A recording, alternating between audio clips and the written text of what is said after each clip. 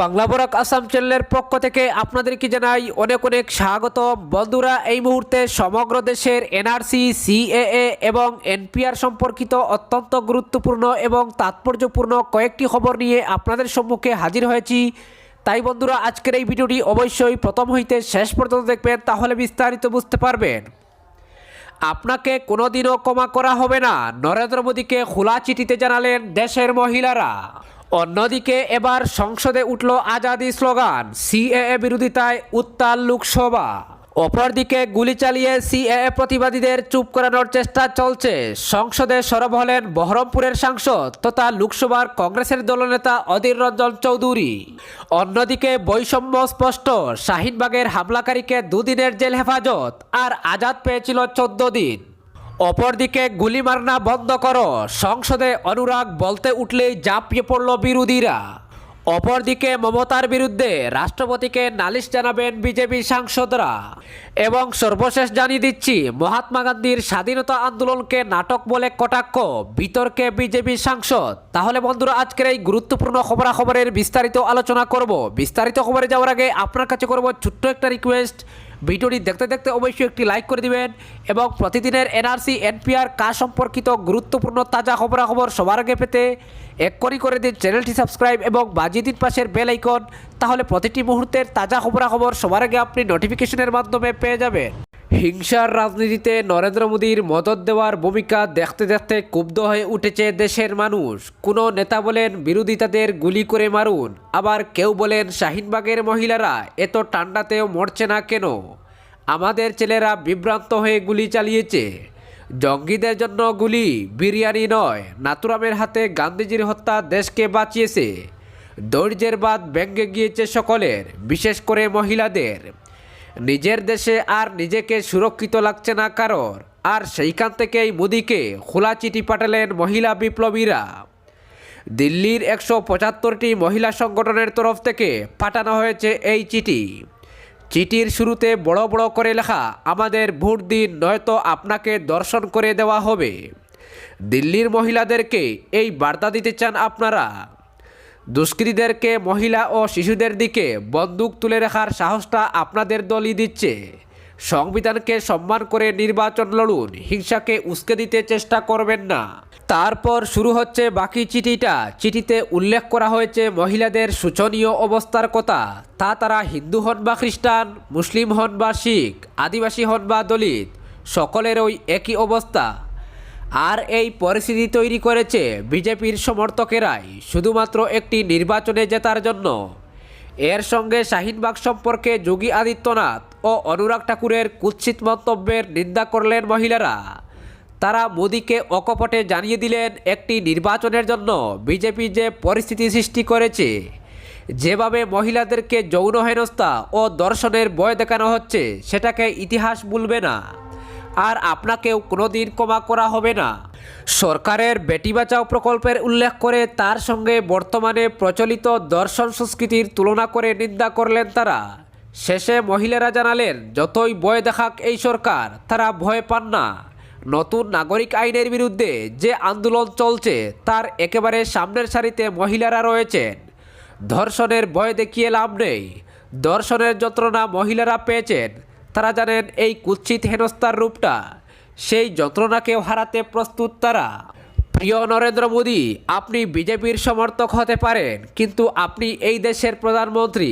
আপনার যেখানে প্রতিবাদ করা উচিত ছিল তা না করে এই সমস্ত হিংসায় আপনি প্ররোচনা দিচ্ছেন, আর সেটা নীরব থেকে। একটু ভেবে দেখলে বুঝবেন এই হিংসার পরিস্থিতি তৈরি হওয়ার জন্য কিন্তু আপনি একমাত্র দায়ী। তাই নীরব না থেকে এই হিংসার প্রতিবাদ করুন, দেশের জন্য ভাবুন।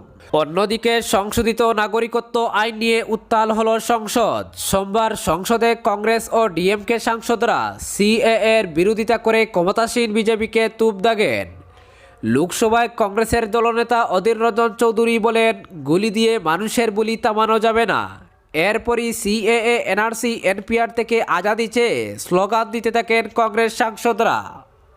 সংসদে বিজেপি সাংসদ অনুরাগ ঠাকুর বলতে শুরু করলেই বিরোধীরা স্লোগান দিতে শুরু করেন, গুলি মারনা বন্ধ করো। মুহূর্তের মধ্যেই সরগরম হয়ে উঠে অধিবেশন কক্ষ। শেষে হস্তক্ষেপ করতে বাধ্য হন স্পিকার ওম বিড়লা। বিরোধীদের স্লোগান বন্ধ করতে বলেন তিনি। কয়েকদিন আগে দিল্লিতে নির্বাচনী প্রচারে গিয়ে শাহিনবাগের আন্দোলনকারীদের গুলি করে মারার কথা বলেছিলেন বিজেপি সাংসদ অনুরাগ ঠাকুর। এই নিয়ে সমালোচনা তুঙ্গে উঠেছিল। একাধিক বিজেপি সাংসদ অনুরাগ ঠাকুরের এই মন্তব্যকে সমর্থন জানিয়েছিলেন। এমনকি যোগী আদিত্যনাথও প্রচারে এসে গুলি করে মারার কথা বলেন। এরপর দিল্লি জামিয়া বিশ্ববিদ্যালয়ে ছাত্রদের উপর গুলি চালানোর ঘটনা নিয়ে প্রকাশ্য সংসদে মোদী সরকারের বিরুদ্ধে তীব্র আক্রমণ শানান হায়দ্রাবাদের সাংসদ আসাদুদ্দিন ওয়াইসি। মোদীকে নৃশংস বলে আক্রমণ করেছেন তিনি। সংসদে দাঁড়িয়ে সিএএ বিরোধী আন্দোলন নিয়ে জামিয়ার ছাত্রদের পাশে থাকার বার্তা দেন আসাদুদ্দিন ওয়াইসি। ওয়াইসি অভিযোগ করেন জামিয়ার ছাত্রদের উপর গুলি চালিয়ে নির্মম আচরণ করেছে সরকার। এই ধরনের নৃশংস আচরণের জন্য বিন্দুমাত্র লজ্জিত নয় সরকার, উল্টো ছাত্রদের উপর নির্যাতন বাড়ছে, তাদের উপর গুলি চালানো হচ্ছে বলে প্রকাশ্যে মোদীকে অভিযুক্ত করেন ওয়াইসি। অপরদিকে সিএএ প্রতিবাদীদের উপর গুলি চালিয়ে চুপ করানোর চেষ্টা চলছে। সোমবার সংসদে শাহিনবাগ ও জামিয়ার পড়ুয়াদের উপর হিন্দুত্ববাদীদের গুলি চালানো নিয়ে সরব হলেন বহরমপুরের সাংসদ তথা লোকসভায় কংগ্রেসের দলনেতা অধীর রঞ্জন চৌধুরী। কেন্দ্রকে আক্রমণ করে অধীর বলেন, সংবিধান আর জাতীয় পতাকা হাতে নিয়ে বিক্ষোভ দেখানোর সময় নিরীহ নিরস্ত্র প্রতিবাদীদের উপর গুলি চালানো হচ্ছে, নির্দয়ভাবে মানুষদের মারা হচ্ছে। সরকার কখনো এত মানুষদের কণ্ঠরোধ করতে পারে না। তিনি আরও বলেন, গুলি দিয়ে মানুষের বুলি থামানো যাবে না। এরপরই নাম না করে হিন্দুত্ববাদী সংগঠনগুলির উপর তুপ দেগে লোকসভার বিরোধী দলনেতা বলেন, প্রকৃত নয়, ভুয়ো হিন্দুরাই এভাবে গুলি চালাচ্ছে। সংসদের বাইরে অধীর দিল্লি পুলিশকে এক হাত নেন। তিনি বলেন, দিল্লি পুলিশ শাসক দলের হাতের পুতুল হয়ে রয়েছে। উল্লেখ্য, কিছুদিন আগেই দিল্লির একটি জনসভায় কেন্দ্রীয় অর্থ প্রতিমন্ত্রী অনুরাগ ঠাকুর স্লোগান তুলেছিলেন, দেশ কি গদ্দারো কো, তাতে জনতা গলা মিলিয়েছিল, গুলি মারো সালঙ্কো। এরপরেই শাহিনবাগ ও জামিয়ার পড়ুয়াদের উপর গুলি চালানোর ঘটনা ঘটে। অন্যদিকে এবার পাল্টা চাপের কৌশল গেরুয়া শিবিরের। মমতা বন্দ্যোপাধ্যায়ের বিরুদ্ধে এবার রাষ্ট্রপতি রামনাথ কোবিন্দকে নালিশ জানাবেন বাংলার 18 বিজেপি সাংসদ। মূলত রাজ্যের বিরুদ্ধে আইনশৃঙ্খলার অবনতির অভিযোগ নিয়েই রাষ্ট্রপতির দরবারে যাচ্ছেন বিজেপির 18 সাংসদ। জানা গিয়েছে, প্রধানমন্ত্রী নরেন্দ্র মোদীর নির্দেশেই পশ্চিমবঙ্গের 18 সাংসদ রাষ্ট্রপতির কাছে মমতা বন্দ্যোপাধ্যায়ের সরকারের বিরুদ্ধে নালিশ জানাতে যাবেন। পরোক্ষে মমতা বন্দ্যোপাধ্যায়ের উপর চাপ সৃষ্টি করাই লক্ষ্য পদ্ম শিবিরের। সংশোধিত নাগরিকত্ব আইন তৈরি হওয়ার পর থেকেই কেন্দ্র বিরোধিতায় সুর চড়িয়েছেন তৃণমূল নেত্রী তথা পশ্চিমবঙ্গের মুখ্যমন্ত্রী মমতা বন্দ্যোপাধ্যায়।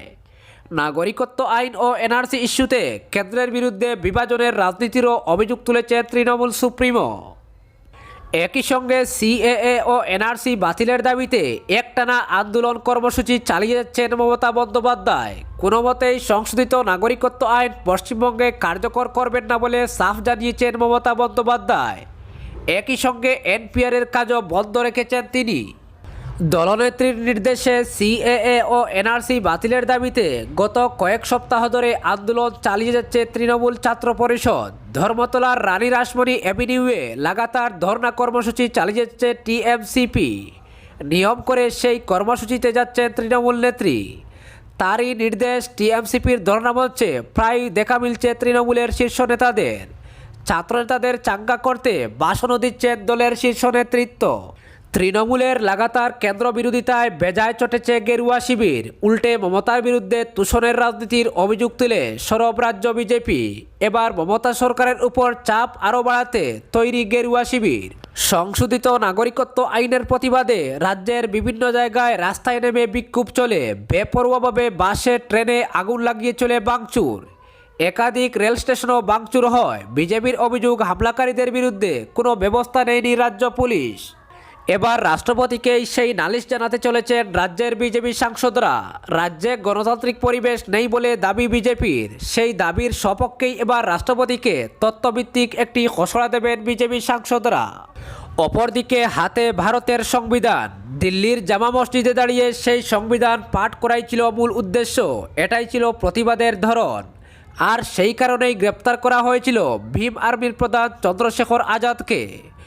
14 দিনের পুলিশি হেফাজতের নির্দেশ দেওয়া হয়েছিল আজাদকে। তারপরে আরও অনেক ঘটনা ঘটে গিয়েছে। সম্প্রতি শাহিনবাগের মহিলা আন্দোলনকারীদের উপর আক্রমণ চালিয়েছে কপিল গুজ্জর নামে এক ব্যক্তি। বন্দুক হাতে শাহিনবাগের আন্দোলনস্থলে পৌঁছে সেখানে রীতিমতো হামলা চালিয়েছে সেই ব্যক্তি। তাকে গ্রেপ্তার করেছে দিল্লি পুলিশ। গ্রেপ্তারের পর তার সাজা হয়েছে 2 দিনের পুলিশি হেফাজত। এমন বৈষম্য দেখে দিল্লি পুলিশের দ্বিচারিতাই প্রকাশ পাচ্ছে। এই দিল্লি পুলিশ কেন্দ্রীয় স্বরাষ্ট্র মন্ত্রকের আওতায় আসে। শান্তিপূর্ণ আন্দোলনের জন্য 14 দিনের পুলিশি হেফাজত, আর এদিকে সন্ত্রাসবাদী কার্যকলাপের জন্য মাত্র 2 দিনের পুলিশি হেফাজত। কেন্দ্রের মোদী সরকার যে শান্তিপূর্ণ প্রতিবাদ বরদাস্ত করে না, তার আরও একটি প্রমাণ এই বৈষম্য। বিরোধীদের মুখ বন্ধ করতে উস্তাদ বর্তমান সরকার, সেটা 370 অনুচ্ছেদ বিলোপের সময়েই হোক কিংবা নতুন সংশোধিত আইন কার্যকর হওয়ার পরই হোক। অপরদিকে মহাত্মা গান্ধীর স্বাধীনতা আন্দোলনকে নাটক বলে কটাক্ষ করে নতুন বিতর্ক তৈরি করলেন বিজেপি সাংসদ ও প্রাক্তন কেন্দ্রীয় মন্ত্রী অনন্ত কুমার হেগড়ে। এর পাশাপাশি এই ধরনের মানুষকে কেন মহাত্মা বলা হয় সেই প্রশ্ন তুলেন তিনি। তার এই মন্তব্যের কথা প্রকাশ্যে আসতেই প্রবল বিতর্ক শুরু হয়েছে দেশের রাজনৈতিক মহলে। ঘটনাটির সূত্রপাত হয় গত শনিবার। বেঙ্গালুরুর একটি জনসভায় বক্তব্য রাখছিলেন কর্ণাটকের উত্তর কানাডার বিজেপি সাংসদ অনন্ত কুমার হেগড়ে। সেই সময়ই মহাত্মা গান্ধীকে তীব্র আক্রমণ করে দেশের স্বাধীনতা আন্দোলনে তার ভূমিকাকে নাটক বলে কটাক্ষ করেন। বলেন, গান্ধীজি তার জীবনে স্বাধীনতা আন্দোলনের জন্য যে যে কর্মসূচি নিয়েছিলেন তার সবই ব্রিটিশদের জানিয়ে ও তাদের সমর্থনে বাস্তবায়িত করেছিলেন, আর তার জন্যই এই ধরনের তথাকথিত নেতাদের পুলিশ একবারও মারধর করেনি। আসলে এদের স্বাধীনতা আন্দোলন হলো বিশাল বড় একটা নাটক, সবটাই ব্রিটিশের দ্বারা অনুমোদিত। ওই লড়াই কখনই সত্যি ছিল না। স্বাধীনতা আন্দোলনের নামে একটা সমঝোতা ছিল। স্বাধীনতার জন্য মহাত্মা গান্ধী যে অনশন ও সত্যাগ্রহ আন্দোলন করেছিলেন তাও ইংরেজদের সমর্থনে মঞ্চস্থ করা হয়েছিল বলে অভিযোগ করেন অনন্ত কুমার। তার কথায় কংগ্রেস নেতা, কর্মী ও সমর্থকরা দাবি করেন গান্ধীজির অনশন ও সত্যাগ্রহ আন্দোলনের জন্যই নাকি দেশের স্বাধীনতা এসেছে, কিন্তু এটা সত্যি নয়। সত্যাগ্রহের জন্য ভারত ছাড়েনি ব্রিটিশরা, তারা আমাদের স্বাধীনতা দিয়েছিল হতাশার কারণে। তাই আমি যখন ইতিহাস পড়ি তখন আমার রক্ত গরম হয়ে ওঠে এই ধরনের মানুষকে দেশে মহাত্মা বলা হচ্ছে দেখে। বিজেপি সাংসদের এই মন্তব্যের পরই এর তীব্র প্রতিবাদ জানিয়েছে কর্ণাটকের কংগ্রেস নেতৃত্ব। এই ধরনের মানসিকতার লোকদের পাগলাগারদে পাঠানো উচিত বলে কটাক্ষ করেছে তারা। আর ব্যক্তিগত মন্তব্য বলে বিষয়টি এড়িয়ে যাওয়ার চেষ্টা করেছে বিজেপি।